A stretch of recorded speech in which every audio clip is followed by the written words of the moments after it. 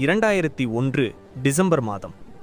இந்திய ஜனநாயகத்தின் இதயம் என்று சொல்லப்படும் இடம் இந்திய பாராளுமன்றம். அந்த நாளில் அங்கு எல்லாம் வழக்கம் போல அமைதியாக நடந்து கொண்டிருந்தது. ஆனால் இன்னும் சில மணி நேரங்களில் இந்தியாவின் வரலாற்றை அதிர்ச்சியடையச் செய்யும் ஒரு சம்பவம் நடக்கப் போகிறது என்று அப்போது யாருக்கும் தெரியாது. ஆனால் இந்த சம்பவத்துக்கு சில நாட்களுக்கு முன்பே இந்தியாவின் உளவுத்துறை ஐபி ஒரு விசித்திரமான தகவலை கவனித்திருந்தது. பாகிஸ்தான் எல்லைக்கு அப்பாலிருந்து இந்தியாவிற்குள் வருகிற சில மர்மமான தொடர்புகள், குறியாக்கப்பட்ட தொலைபேசி உரையாடல்கள், திடீரென அதிகரித்த இரகசிய தகவல் பரிமாற்றங்கள்.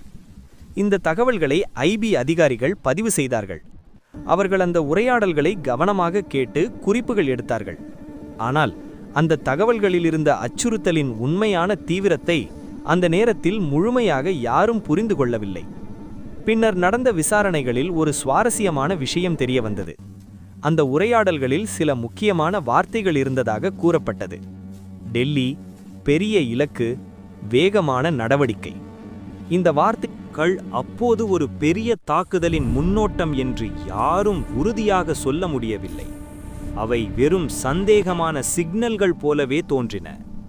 பின்னர் வந்தது டிசம்பர் 13, 2001.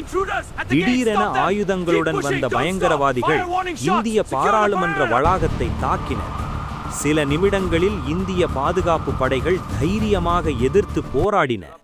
ஒரு பெரிய தேசிய பேரழிவு தவிர்க்கப்பட்டது. ஆனால் அந்த சம்பவம் நாடு முழுவதும் அதிர்ச்சியை ஏற்படுத்தியது.